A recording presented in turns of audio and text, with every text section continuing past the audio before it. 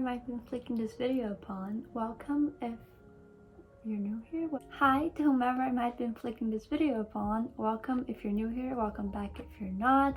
I'm Letty and we're talking about books today. If I'm really weird, it's been a while since I filmed a sit-down video. I think the last one I filmed was actually my last monthly wrap-up, which I accidentally deleted, and I had already deleted the actual video from my phone. So that's gone forever from the face of the internet. I read 8 books in June, which I think is the biggest amount of books I've read in a month since the beginning of the year. I think I read 7 in January, something like that. I'm quite happy with the selection of books we have here. If I'm looking to the side, it's because I have the list of what I read on my phone. It's a lot of fantasy, a few vampire stories, and yeah, let's talk about it. The very first book I read this month is a novella, I believe. Short story. I read it on my phone, so I'm not sure actually how thick it is, but it's a short baby and it's La Mort Amoureuse by Théophile Gautier. I've wanted to read this for a while. I think I've always liked the names, and if you know me, you know I love a good vampire story. I knew there was a beautiful kind of evil woman in it, and I'm always for that. All of my books have beautiful evil women in them. I haven't really done the star rating system recently. I'm just go off vibes, but this one would be between a 4 and a 5. I think it's not like a strong 5 right now because it's quite short and it has that kind of Victorian way of telling a story and not really showing it. So I do think sometimes that gets in the way of really getting involved with it. But I love the writing. I thought it was absolutely beautiful, and it is all in all just kind of a quintessential evil, beautiful vampire lady story. And I like that the main character is this really pious little guy who becomes a priest, because I don't know, I love that kind of dynamic. This is super random, but one of my comfort movies is the 4th Pirates of the Caribbean, which is not a good movie, but I love the fact that there's like a mermaid and this like Christian missionary, because it's like, ooh, she's so beautiful but also technically kind of demonic, and he's like religious but can't help but be enamored by her beauty.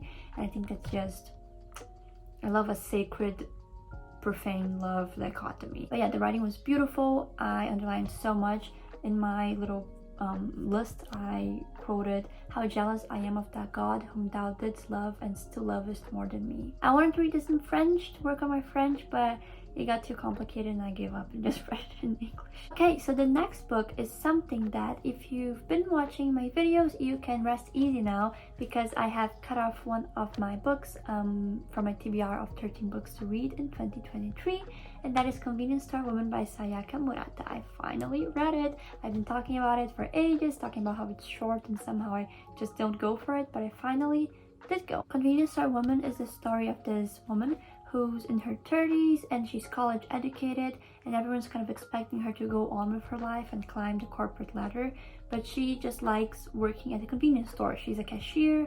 It's like a part-time job, but she spends so many hours on it. Her whole life is kind of shaped around it. She has a very hard time engaging with the world in the way quote-unquote regular people do. I will say this book surprised me and kind of made me mad, not at it, but at the reviews I'd read for it, because every review I'd read of this book had this kind of quirky tone, being like, oh my god, this was so crazy, the main character was so different, like this book is so surreal and everything. A lot of reviews talk about how comedic it is, about how it made them laugh.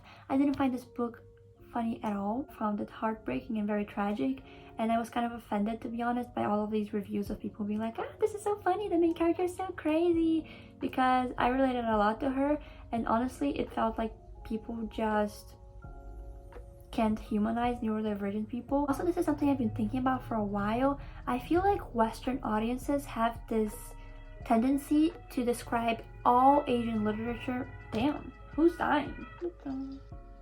Okay, it's gone. I think Western audiences have this tendency to describe all Asian literature, and maybe specifically Japanese literature, as kooky, surreal, like crazy, funky, different. Just like, wow, look at these crazy people and their crazy culture. And it's always like, and sometimes the book is normal. There's nothing surreal about it, and it just feels like, to these audiences, to these reviewers, to these white people, all Asian people are just like weird experiments and windows into a kooky, crazy culture. And it's like, okay? It just feels very weird and racist. As I was saying, I found this incredibly tragic. It's clearly a look into the mind of a neurodivergent woman who has absolutely no support and no community around her, and is trying her best to navigate a world she can't understand. And I really related a lot to her struggles. I felt very seen by a lot of the sentences. Just the way she had like a really hard time understanding what people expected from her. I am not neurodivergent, not diagnosed with anything, but I finished this and I was kind of like, maybe I should listen to all of those friends who said I should maybe get tested for autism. It was very, very good. I rated 5 stars. I am excited to read more of Sayaka Murata, though I am scared of Earthlings because I know crazy shit goes down in that book and it kind of frightens me. But yeah, I would for sure recommend this, and it is very short and really packs a punch. Then, after the psychological number that Reading Convenience Store Woman did in my head, I decided let's just chill. And I went for this really cute fantasy called Half a Soul by Olivia Atwater. I saw this recommended by some booktuber. I don't remember who. It must have been Carrie Can Read, because she's all I watch these days. I just really, really like her stuff. But I remember it must have been her saying that it's described as having kind of like a house moving castle energy, and that's the easiest way to sell a book to me. And I will agree, I think this book is kind of like House Moving Castle meets Pride and Prejudice, which is the highest praise you can get from me. So yes, I would give this one also 5 stars, though in a completely different way from something like Convenience Store Woman. It's a very fluffy, very light read. It's set in kind of alternative Regency England, where fairies and magic is just like common sense.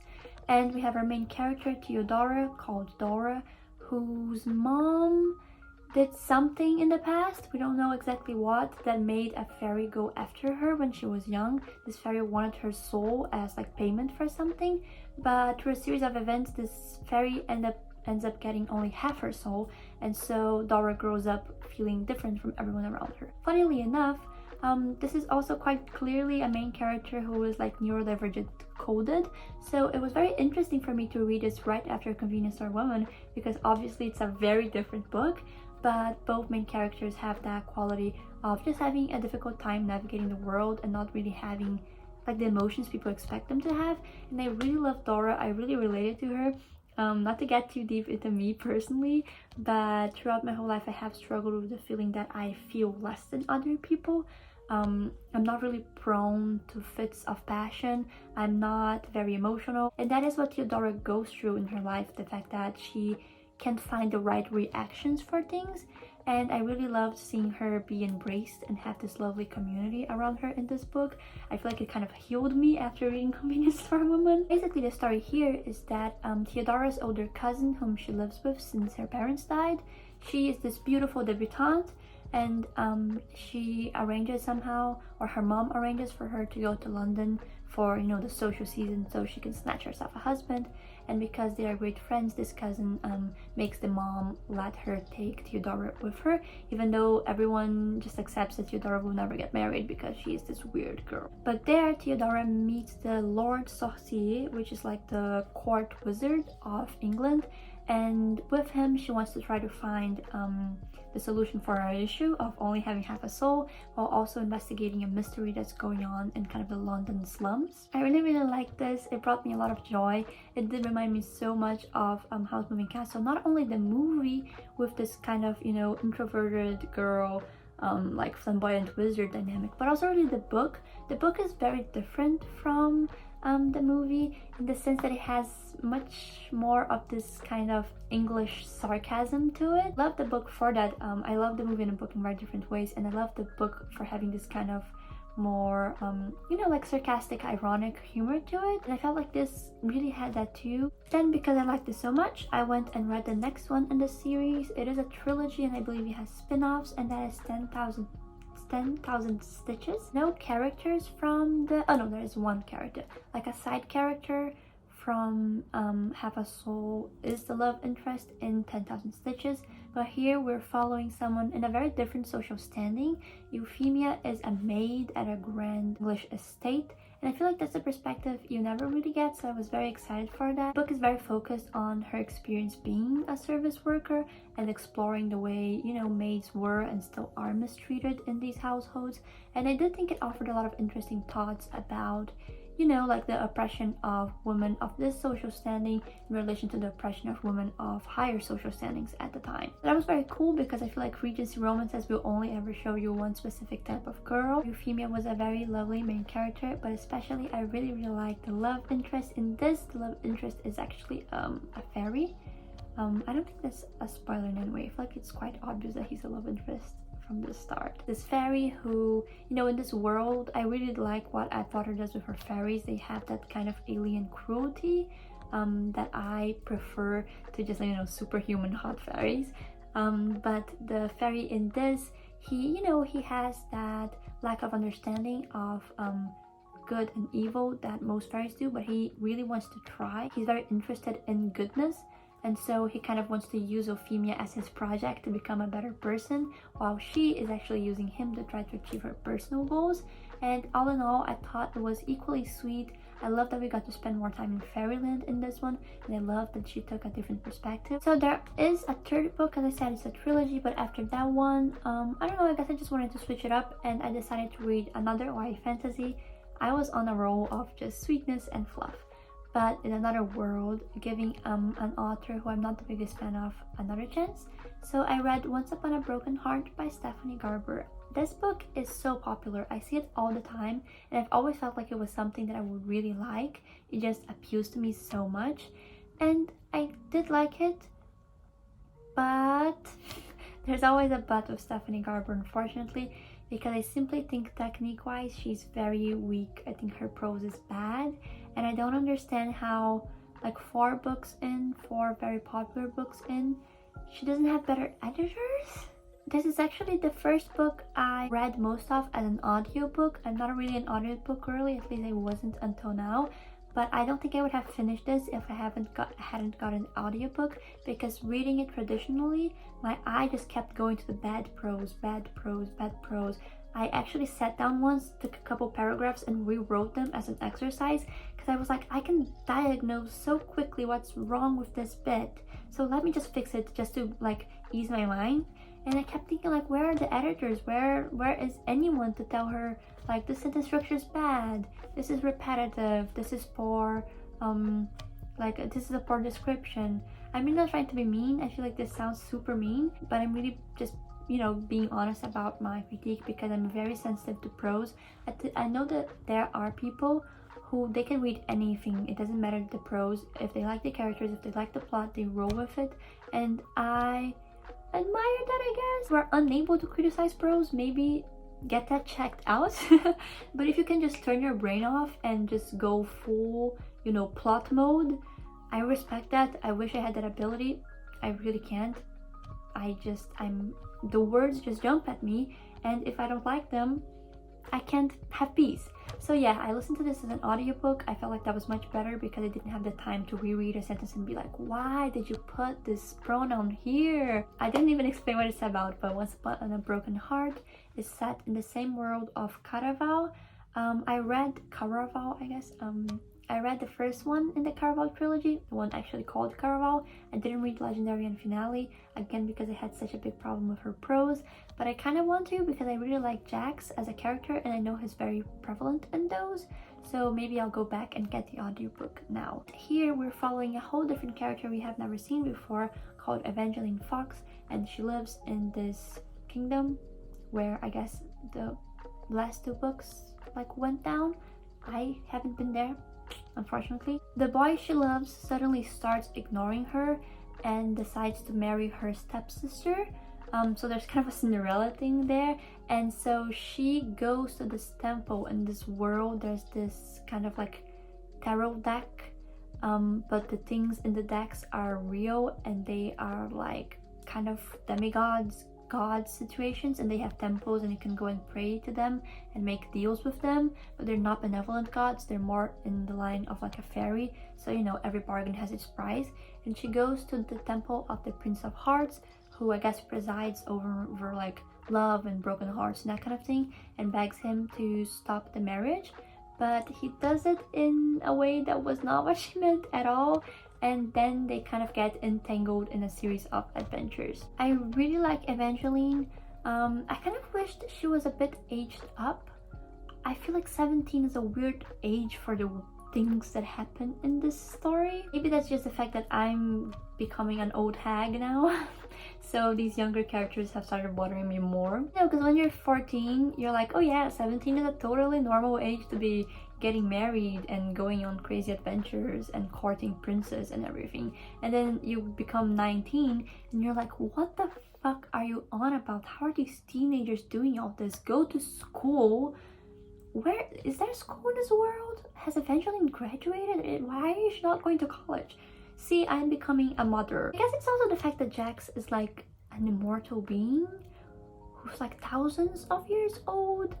So I wish we could have gotten Evangeline. I'm gonna imagine Evangeline being like 20. She's 20 now. I had decreed it. But I really liked their dynamic. I liked her as a character. She's a very romantic girl who believes in fairy tales and happily ever afters, and I love that kind of character.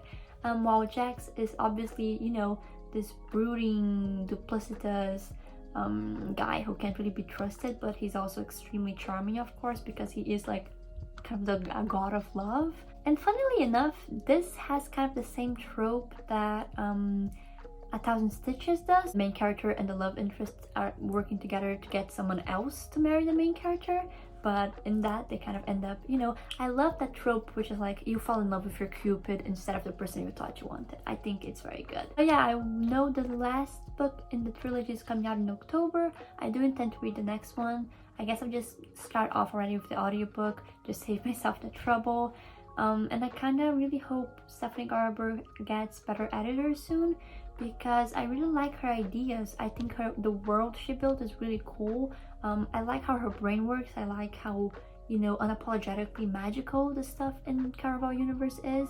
I just really do have a problem with her prose. Next up, I ended up reading a real fairy tale instead of fairy tale retelling, and the explanation for the next book is actually in a movie I watched. I decided to rewatch Beauty and the Beast with my sister. It had been a while, oddly, because I feel like I rewatch it constantly because it is my favorite.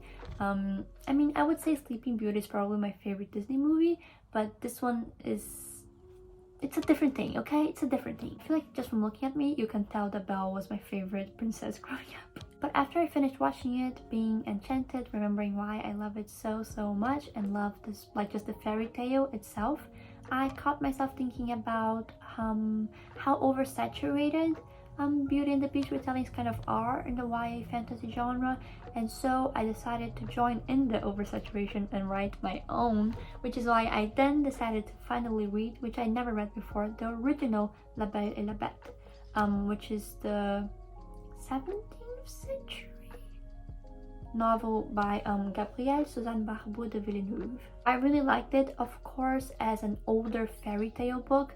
It again is 100% telling, no showing, doesn't abide by any of our modern storytelling conventions. So of course you're not gonna pick this up and be like, oh my god, I love the Beast, because it's like it's told in that very particular manner, which I personally love. I actually have a lot of defenses towards a telling instead of showing kind of writing style, but we're not gonna get into that now. But yeah, you know the story of the Beauty and the Beast. This one is just the original. It's not the original, of course, because this kind of storyline is present in so many fairy tales of so many different cultures. You have Beauty and the Beast, of course, but you also have Eros and Psyche.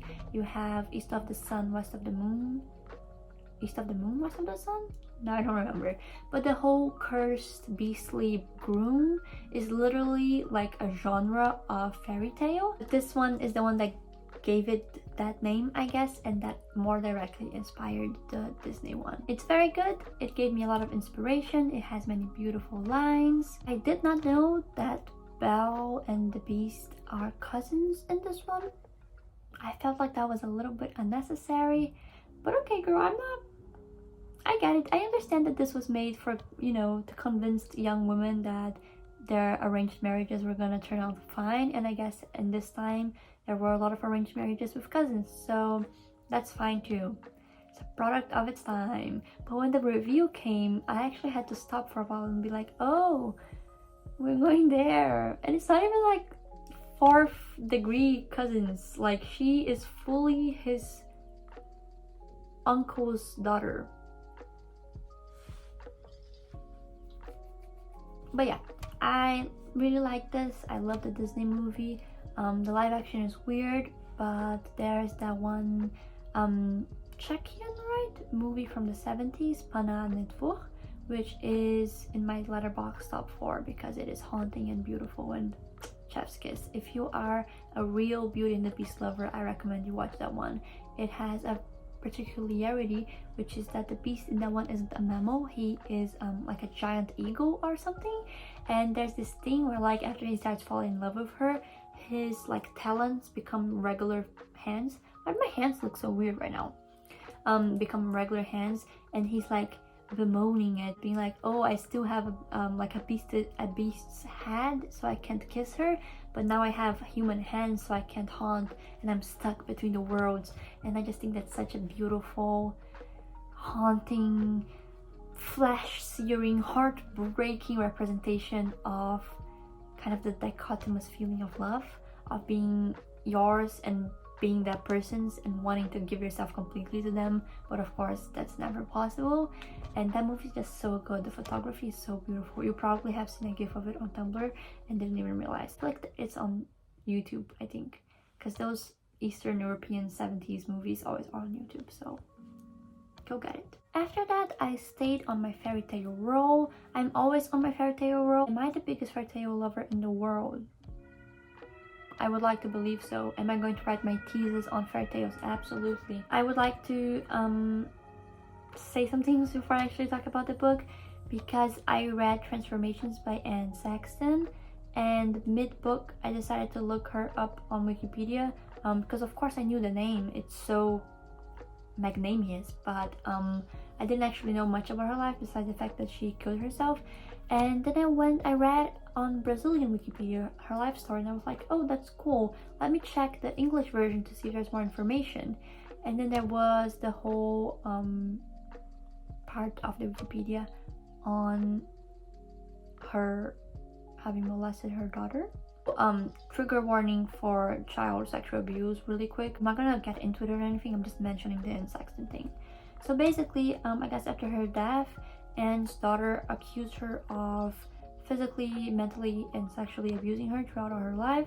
I don't know the details, I haven't read anything that she wrote, anything that she said, but I just wanted to make that clear. In case you want to go after the book, I think you should have the whole picture. I didn't know this before I read the book. I think I still would have read it. Anne Sexton is dead, and I believe that daughter is like in ownership of her works, is like the master of her literary estate. So I guess every time you read Anne Sexton, you're actually giving money to her victim.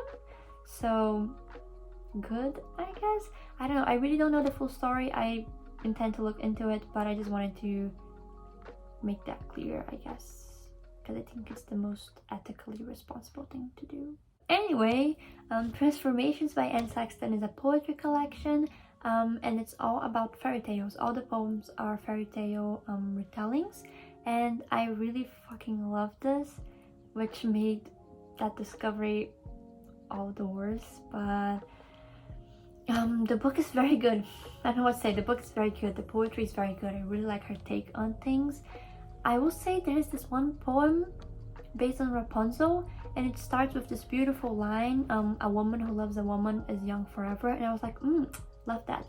But then it goes on to kind of describe a sexual relationship between Mother Gothel and Rapunzel, and after knowing what I know, it was weird to read because it's, complicated, because obviously she is touching on, as so many fairy tales retellings will, like my very favorite Angela Carter's The Blade Chamber, she is bringing to the forefront that very dark and sexual nature of all fairy tales, and how they, conceal so many of our deepest fears.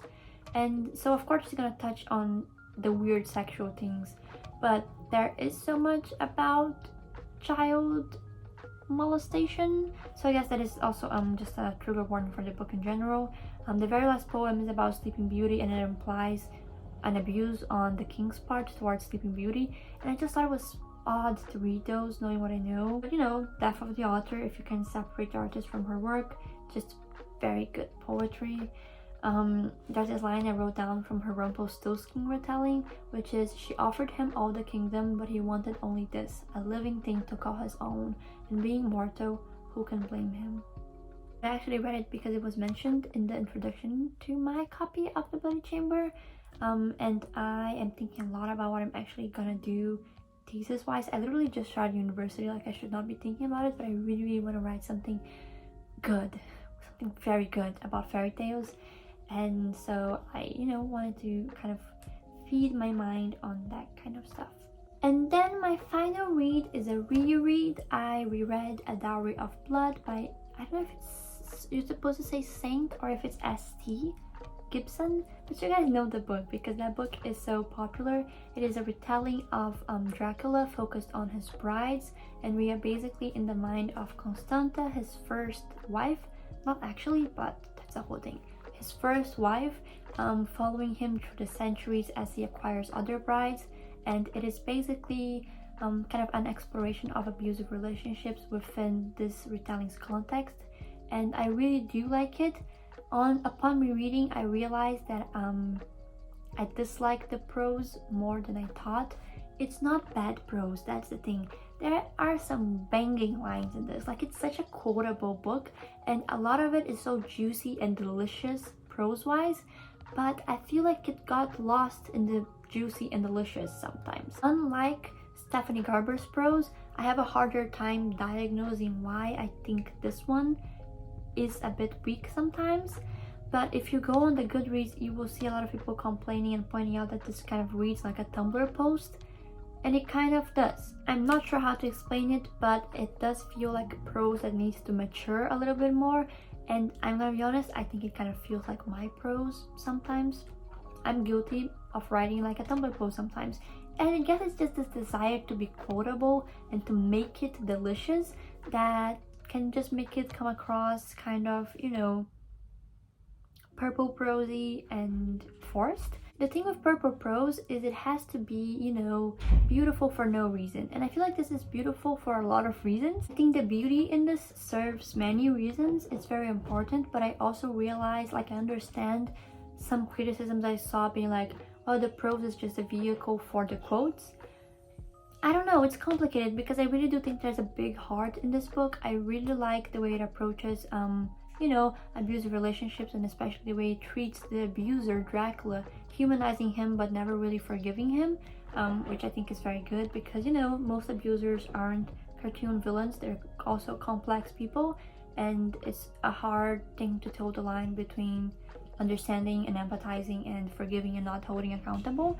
So I disagree that this is just, flexing literary muscles, but I would also love to hear other people's thoughts on the prose, because because I saw a lot of my writing in it, I was like, why don't I like some of this? What do I need to fix in my stuff too? I think also some of it is just being exposed to too much of things like this, because I feel like my Twitter mutuals and I, and like people on a Tumblr, a lot of people write like this. The fact that it's written in second person too, I feel like that's a very internet-y thing, the you, we love a good you, us pretentious little internet poets. It's not bad, like, it's good prose even, it's just something's off about it. I don't know, I'm trying to make up my mind, trying to understand, but I do recommend this, and the reason I actually read it is because I went to Vienna, and a portion of this book is set in Vienna. I actually thought it was more like you felt yourself more in Vienna than it did. I guess my mistake, but I did like it. I had also forgotten there's a part that is in Berlin. I live in Berlin now, so that's fun. Just always fun reading things set in cities you're in or visiting. And yeah, it's a rich, beautiful, well-intentioned, and I think successful in its intentions book. So it's something that I feel very safe and comfortable recommending, but I would also love to hear other people's criticisms of the prose, especially if they're sharp, well-directed criticisms, because I would like to steal those criticisms to improve my own writing. I'm also almost finishing the Book of Goose. This one I have physical. Where did I put it? I am using the front camera, so it is your word. But yeah, I bought this because I knew I want to read something at the beach, and I wanted something good but that also kind of made sense for the summer. And I think I made a very good choice with this. The Book of Goose is set in post-war, like post-Second World War France. Well, it actually is like, I guess the present of the book is the 70s in America, but our main character Agnes receives the news that her childhood best friend Fabienne is dead, and so she looks back on her childhood with her, and how, you know, this relationship really shaped her and changed her life. And it is electrifying. This is very good prose. I really like this, but the story is just very interesting because, you know, it just follows this childhood friendship, and little girls are terrible people. Little girls are evil often. They're cruel and they're strange and they're misshapen, and I feel like this explores that very profoundly. So interesting to compare the prose here to A Dowry of Blood, because A Dowry of Blood, of course, because of its story too, like it's just, you know, vampire story set in pre-modernity times, so it has that rich, almost stuffy kind of feel. And this, the prose almost feels like water, like it's very clear, it's almost transparent, you don't notice it that much except for very particular moments, but it's very good. There's this line, I was made into a minor myth by that visit. If I told people that I was once a myth, nobody would believe me. But is it a myth's job to make you believe in it? A myth says, take me or leave me. You can shrug, you can laugh at its face, but you cannot do anything about it. You are the one to change your mind or not to change. Either way, a myth is a complete thing, and you, a non-myth, are a non-entity. Also, the very first line, you cannot cut an apple with an apple. Great line, so representative of the rest of the book.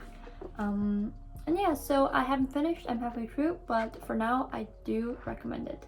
And it's a new release, I think, so always fun giving money to authors who are alive, because I feel like I read a lot of dead people stuff and, you know, they don't need it anymore. So yeah, that was my June wrap up. I am really hoping to have a very successful July month in terms of reading. If you have any recommendations for me, leave them down below. Have any thoughts on the books I read, if you disagree, if you agree, if you think I missed something, share them. And that's that. I hope you have a great July, a great summer. I wanted to make a video of summer reads, but I kind of feel like we're too into summer now, maybe. I don't know, maybe I will still do it. But yeah, bye!